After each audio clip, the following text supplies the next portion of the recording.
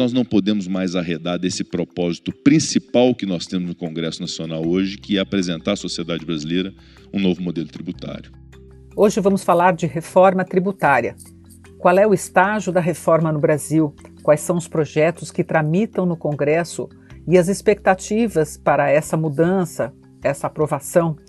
Esse tema vem sendo debatido há anos e tratado como a pauta mais urgente para o desenvolvimento do país. Na semana em que foi apresentado o relatório da PEC 110, proposta de emenda à Constituição que trata da reforma do Sistema Tributário Nacional, a FEBRABAN e a Confederação Nacional da Indústria, a CNI, reuniram os senadores que estão na linha de frente desta agenda. O encontro Reformas em Debate, em Brasília, reuniu o senador Roberto Rocha, relator da PEC 110, o senador Ângelo Coronel, relator do projeto de lei 2.337, que foi aprovado pela Câmara e altera as regras do imposto de renda, e o senador Rodrigo Pacheco, presidente do Senado Federal, que falou da importância deste tema aqui no começo do nosso podcast. Isaac Sidney, presidente da FEBRABAN, e Robson Andrade, presidente da CNI, foram os anfitriões do encontro, transmitido no YouTube. Eles também argumentaram em defesa da reforma tributária. Vamos saber mais dos impactos e projeções da reforma tributária no Brasil? Se ela pode ser aprovada ainda este ano e em qual modelo? Fique com a gente e acompanhe as respostas. Eu sou Mona Dorf e neste podcast FEBRABAN News vamos ouvir os destaques deste encontro que reuniu lideranças engajadas nesta importante causa para rever os impostos no Brasil. Quem inicia a conversa é o senador Roberto Rocha, relator da PEC 110, proposta que busca a unificação da base tributária do consumo. Senador, por que o sistema tributário brasileiro é ineficiente? Como sua proposta pode colaborar para mudar esse quadro? Nós temos simplesmente o pior sistema tributário do mundo. Das quase 200 nações, nós temos mais de 170 que já têm o IVA. Nós estamos muito atrasados. De tal modo que, além do Brasil ser um país imenso, enorme, nós temos dentro do Brasil pelo menos 2 Brasis. Um Brasil da metade para baixo, cuja sociedade é maior que o governo, e um Brasil da metade para cima, cujo governo é maior que a sociedade. Eu, infelizmente, sou dessa parte da metade para cima, onde o governo é maior ainda, porque tem mais pobres, que é o Maranhão. Então, quanto mais pobre, mais a presença do Estado, mais a economia estatal. Esse debate, por exemplo, acerca do imposto de renda. O maranhense, 7 bilhões e meio de pessoas, 5% declara imposto de renda. 5% apenas. Ou seja, não tem IPTU, não tem IPVA e tal. Então, essa matéria tributária não diz respeito ao conjunto da população, não tem nenhum apelo político eleitoral. Nenhum. Contudo, eu sou absolutamente convencido de que só se tem uma forma de combater a pobreza. É gerando riqueza. Nós temos no país 3 bases tributárias: consumo, renda e patrimônio. Qual é a maior? Muito maior. É a do consumo. E no Brasil, o consumo é mais de 50% o inverso dos Estados Unidos. Que você vai lá e compra um telefone, por exemplo, $100 você paga lá 100 mais a taxa. Os impostos no Brasil da base consumo, eles são muito mais indiretos. Se eles são indiretos, o cidadão sente, mas não sabe. Tipo o ICMS, que é o mais voraz e faminto de todos. Talvez pior do que o ICMS no Brasil, só a contribuição patronal, que faz com que um empregado com carteira assinada custe dor no Brasil. Um verdadeiro absurdo. Agora, os impostos indiretos, eles são próprios de países não democráticos, porque mascara a arrecadação.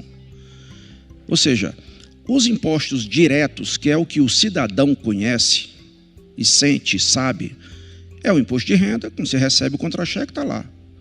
IPTU e IPVA também. Isso para o Brasil da metade para cima é muito pouco. Isso diz respeito muito mais ao Brasil da metade para baixo.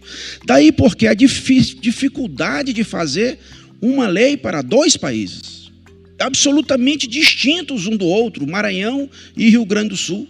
Ora, então o único caminho para se criar o IVA foi o IVA dual. De tal modo que agora a gente pode fazer essas apresentações e dizer que nós vamos criar o IVA dual, onde o governo federal unifica PIS e COFINS, que é a chamada CBS, mais uma demonstração de que o governo, na época, jogou a toalha, queria fazer a dele, e o IVA dos entes subnacionais, unificando o ICMS mais o ISS.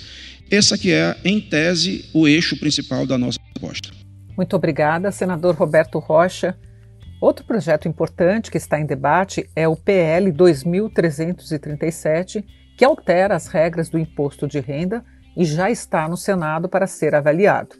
O relator Ângelo Coronel resume o estágio desta pauta, que já foi aprovada pela Câmara dos Deputados, e fala também do prazo dessa nova etapa. Senador, por favor. Eu fico perguntando, a quem agrada o PL 2337? Porque municípios chegam para mim e dizem, senador, não dá. Governadores chegam para mim e dizem, não dá. Levantei os números da Receita Federal, também não dá receita positiva, negativa. Abri para ouvir todos os segmentos da sociedade empresarial brasileira e até então, ainda falta ouvir uns 20 ou 30, eu não achei um que dissesse, bom texto, merece ser aprovado.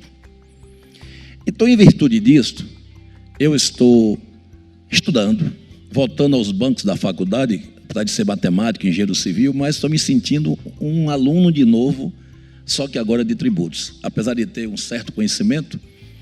Mas você me fez uma pergunta interessante. Não dá para você taxar lucros e dividendos de 15% de lucros e dividendos anteriores. Isso aí virou uma bitributação, isso não existe. Eu acho que isso é uma ilusão de quem colocou isso no texto. Lucros e dividendos teria que ser a partir da aprovação da lei, não lucros e dividendos acumulados. Vai gerar um contencioso grande, só vai ficar bom para escritório de advocacia. Me desculpe, com todos os respeitos dos advogados aqui presentes e os que estão nos escutando. Aí você vai para a redução do imposto de renda corporativo. Excelente, concordo plenamente. Mas nós temos que fazer conta para ver se a queda de 15 com 10 com 9, caindo para 8 com 9 com 10 adicional, ou seja, a queda para 26, se fecha a conta quando você taxa os dividendos de 15%. Essa conta precisa ser feita. E nós estamos fazendo. E até então, preliminarmente, mesmo os números não tendo chegado totais por parte da Receita, mas nós temos o Instituto, o IFE, que é o Instituto do Senado, eles têm nos dado alguns dados que a gente vê que realmente a conta não fecha. O texto que veio da Câmara, nós estamos dissecando, ouvindo, para que a gente possa lavrar algo palatável, sem pressa.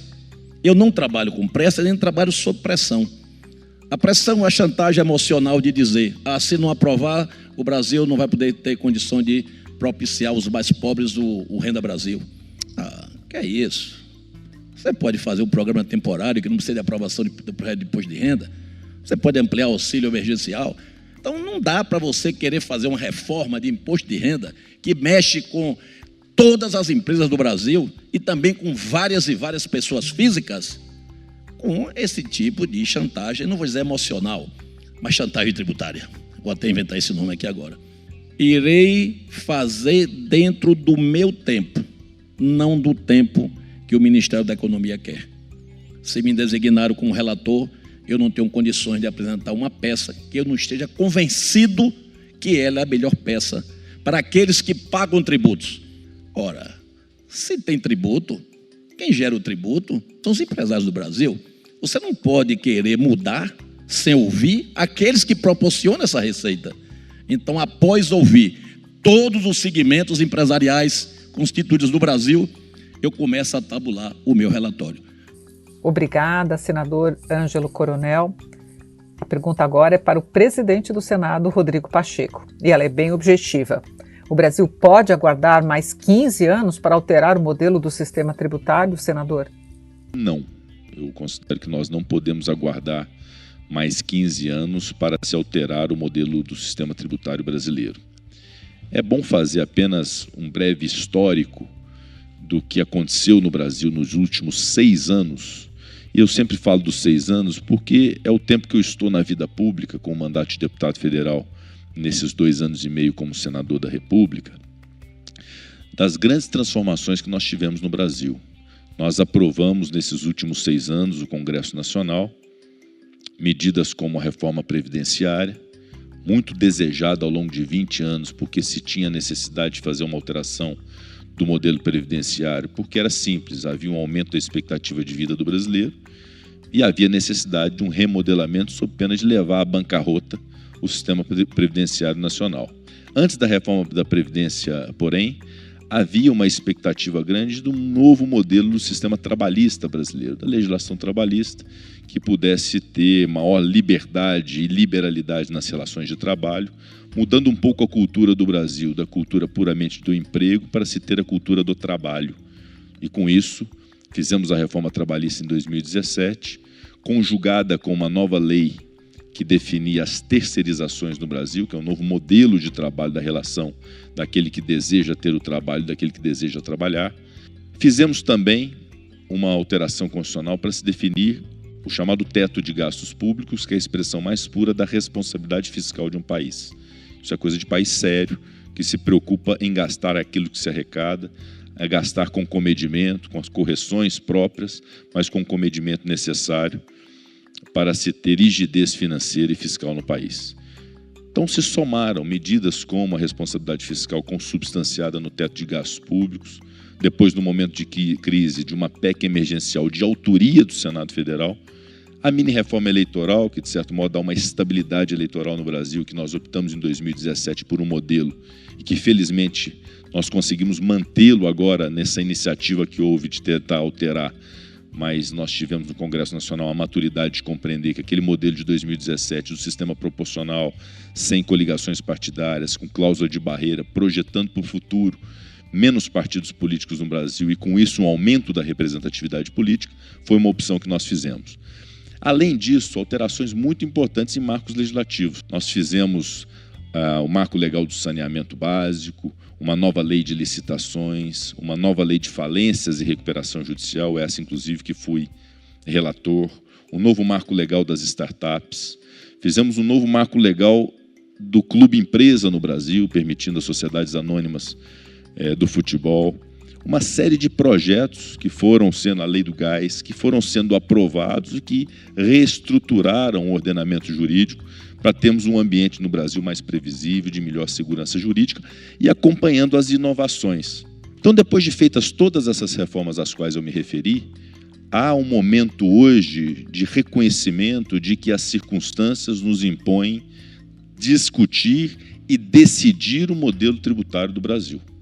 Eu acho que nós não podemos, a despeito de todas as dificuldades que nós temos hoje, de certa instabilidade política, dessa crise institucional que infelizmente norteou a relação entre os poderes, a relação federativa entre Executivo Federal, Estado, Distrito Federal e municípios, de se tratar de um ano pré-eleitoral em que as reformas são obviamente muito mais difíceis de serem concretizadas e materializadas, mas nós não podemos mais arredar desse propósito principal que nós temos no Congresso Nacional hoje, que é apresentar à sociedade brasileira um novo modelo tributário. O presidente do Senado explica quais são os desafios para a aprovação da reforma tributária neste momento e o papel do Senado.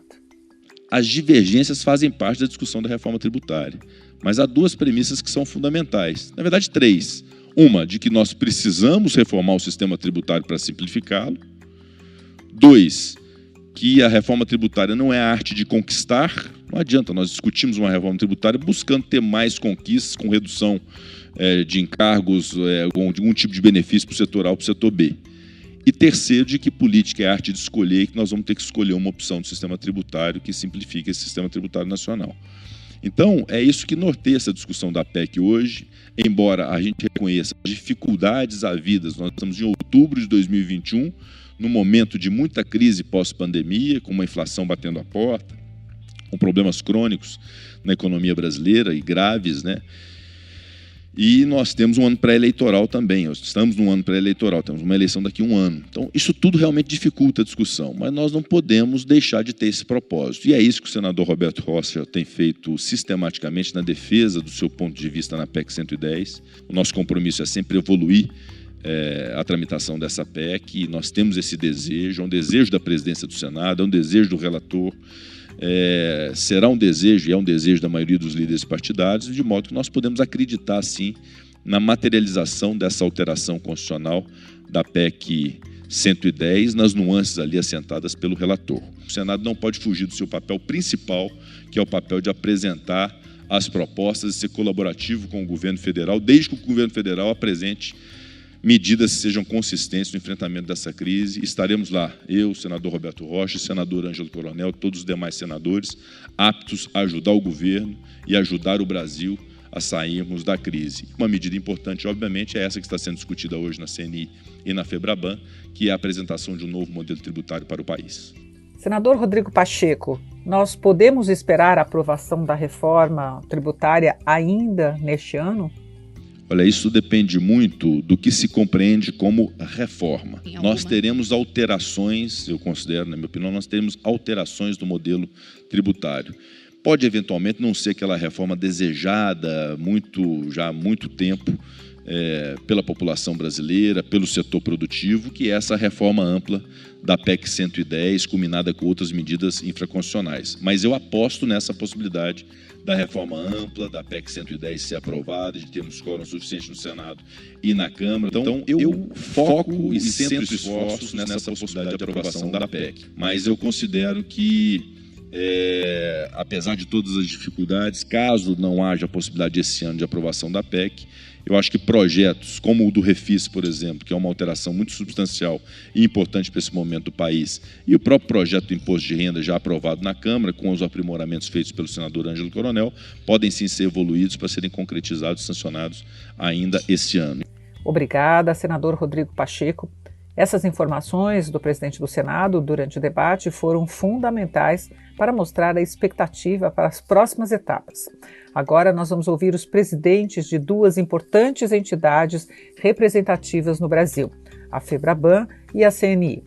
Isaac Sidney, presidente da Federação Brasileira de Bancos, destaca a necessidade de acelerar esse ambiente reformista para o Brasil retomar o crescimento. De fato, já estamos em outubro. Faltam 12 semanas para terminarmos o ano. De um lado, nós temos cada dia mais a população se vacinando, portanto, se imunizando contra esse vírus terrível, permitindo uma flexibilização cada vez maior do isolamento social. Isso, por si só, deveria trazer perspectivas boas para a economia e para o bem-estar da sociedade. Por outro lado, nós ainda esbarramos em um cenário preocupante, ou no mínimo inquietante, levando em conta que a perspectiva econômica do país no curto prazo ainda demanda muita atenção.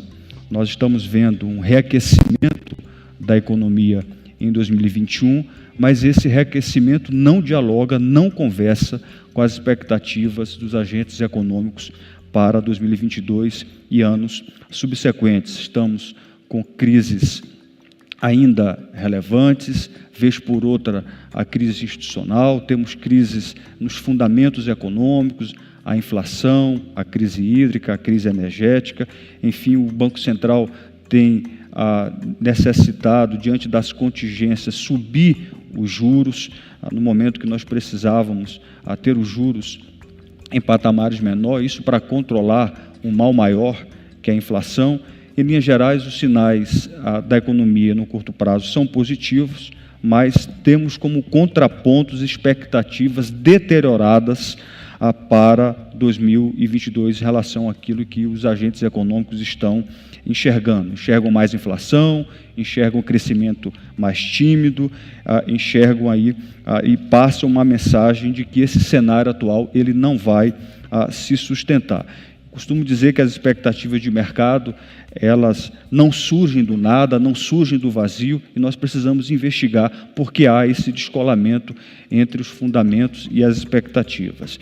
É muito oportuno esse tipo de debate, porque, de fato, se nós estivermos debatendo uma reforma estruturante, como a tributária, é de todo inoportuno que nós venhamos a resumir ou reduzir esse debate, por exemplo, do projeto de lei que reforma a renda das empresas e das pessoas físicas, e que nós possamos reduzir isso a uma discussão de fonte de receita para o novo Bolsa Família. É apequenar esse debate, é fazer com que nós não consigamos enxergar aquilo que sempre se buscou numa reforma estruturante tributária, que é a racionalização do modelo, do sistema, e também focado na neutralidade tributária. Nós temos de perseverar com uma enorme capacidade de resistência no caminho das reformas. Nós temos um grande potencial para rompermos com as vulnerabilidades, com as incertezas que ainda cercam a nossa economia. Nós temos uma dinâmica fiscal ainda débil,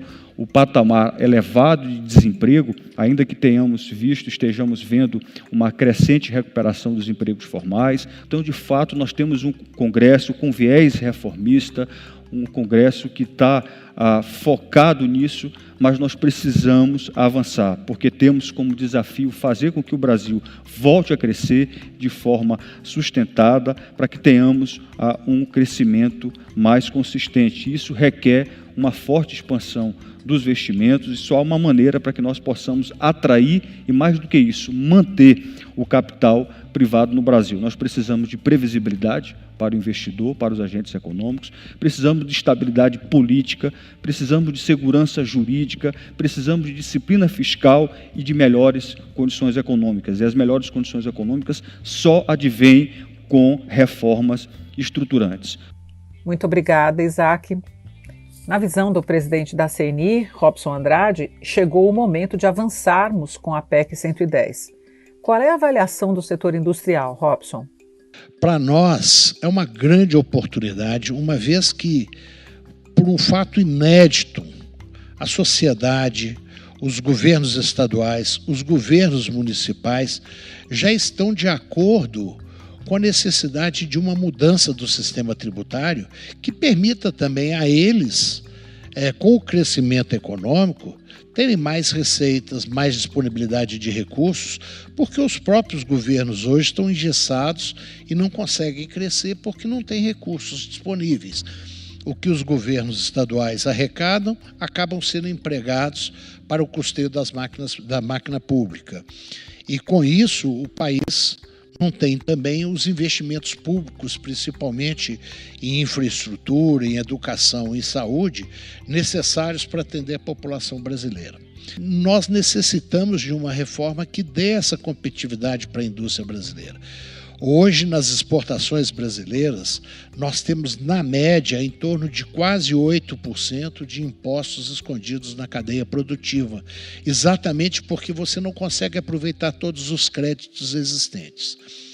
Então, nós apoiamos, sim, uma reforma ampla, mesmo que essa reforma venha com 2 IVAs, um IVA estadual e municipal, que englobe os impostos como ICMS e ISS, mas que simplificaria enormemente a relação das empresas que hoje estão implantadas em diversos estados do Brasil.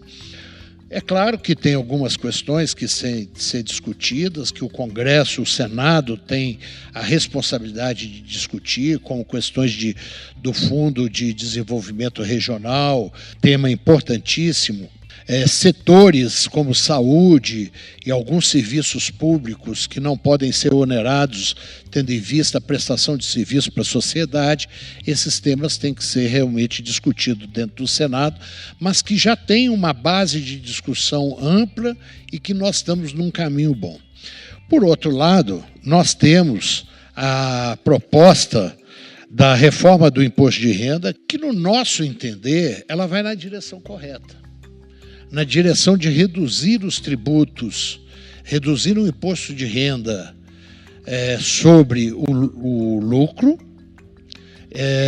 e ampliar e ter um imposto de renda sobre a distribuição de dividendos. temos uma expectativa enorme, presidente Rodrigo Pacheco, de que o Senado possa realmente resgatar essas duas propostas e fazer com que essas duas propostas sejam aprovadas de uma maneira que seja importante para o Brasil e que faça com que o Brasil possa crescer, desenvolver, gerar emprego, tudo aquilo que nós queremos de um país em condições de disputar um mercado e uma posição na economia global, com a entrada na OCDE, acordo com a União Europeia, e que as nossas empresas possam sim contribuir para que um país receba os impostos necessários para investir em educação, investir em infraestrutura, investir em saúde. Então essa é a nossa expectativa, nós confiamos muito no Senado Federal. Obrigada, Robson Andrade. Eu retorno agora novamente ao Isaac para falarmos um pouco do crédito e do papel dos bancos na pandemia da Covid-19. Isaac, você poderia destacar a atuação do setor para azeitar a economia neste período e quais são os impactos no custo do dinheiro de não fazermos a reforma? Os bancos não faltaram ao país nessa gravíssima crise, quando nós irrigamos a economia com uma concessão de crédito jamais vista.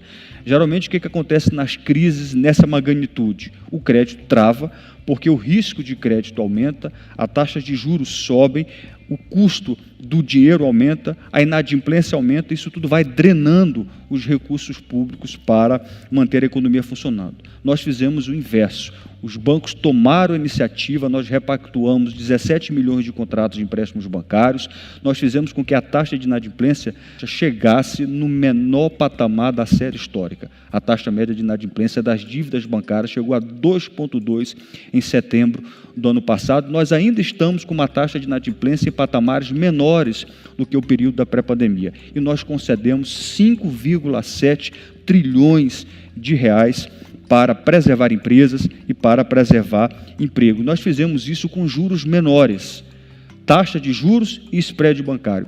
Eles caíram 5 pontos percentuais em média. Claro que agora a gente está vendo uma política de aperto monetário para conter a inflação, então as taxas de juros vão acompanhar, com toda certeza, vão acompanhar o ritmo de aumento da taxa básica da economia, mas é importante que nós falemos desse custo do crédito. O que faz com que o crédito seja caro?